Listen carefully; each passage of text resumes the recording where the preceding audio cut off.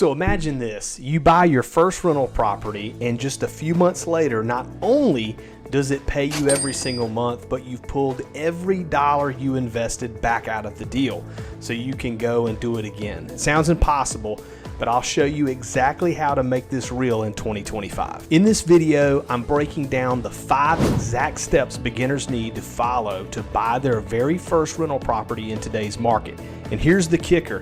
When you stick with me until the end, I'll reveal the method I personally used on my first deal that still pays me $14.50 a month today with none of my own capital still stuck in the deal. Now I get it, you might feel stuck in your W-2 job wondering how people actually break into real estate without huge piles of cash or perfect credit.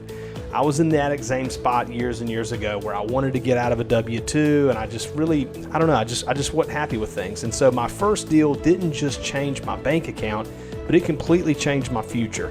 And by the end of this video, you're going to see how you can do the same step by step, even if you're starting with less than $10,000 saved. So let's dive in. Here are the 5 steps to buy your first rental property in 2025. So step 1 is get clear on your buying criteria. Don't just chase any deal. You really want to have clarity. You know, what is your budget?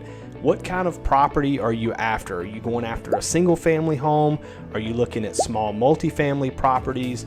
What cash flow number makes it worth it to you? Here's the secret. Most beginners miss. The deal you buy should match your life, not just look good on paper. And in just a minute, I'll show you the exact kind of deal that allowed me to pull all of my money back out of it. All right, so step 2 is secure your financing game plan. So with less than $10,000 saved in average credit, banks may not give you everything that you want. But here's the key, you don't need perfect credit or massive down payments. There are multiple options that you can utilize. You can look at an FHA loan or conventional loans, for example, if you want to try a house hacking method.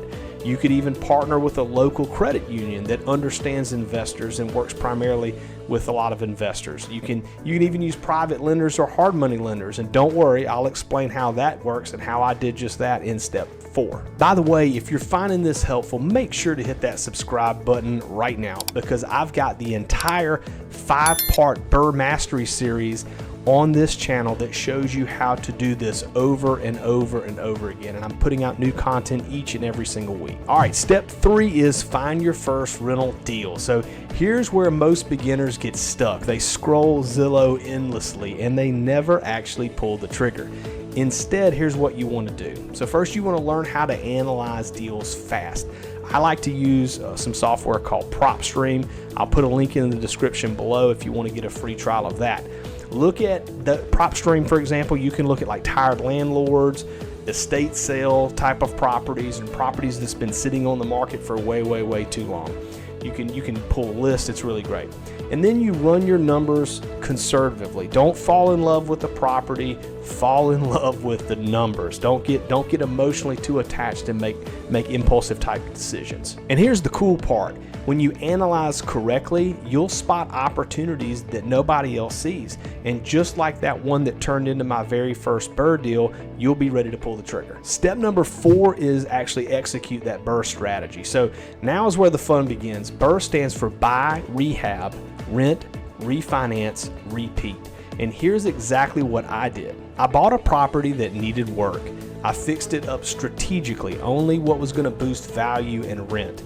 Then I rented it out quickly at a good solid market rate, and then I refinanced with the bank, pulling out all of the capital that I had in the deal. That's how I ended up with a property that still pays me to this day $1,450 every single month like clockwork, while my original money that I had invested was pulled out and went straight into the next deal. All right, now the final step is step 5, and that is to scale into freedom. One rental won't change your life, unfortunately, but it will prove that this works. And once you've recycled your cash, you can repeat that BRRRR strategy and add another rental property and then another. And then you can stack 3 to 5 rental properties literally in just a few years. Doing this will allow you to replace chunks of your W-2 income with passive rental checks. And here's the truth. The earlier you start, the faster the snowball starts to roll. And in 2025, interest rates and inventory shifts are creating perfect windows for beginners who know this blueprint.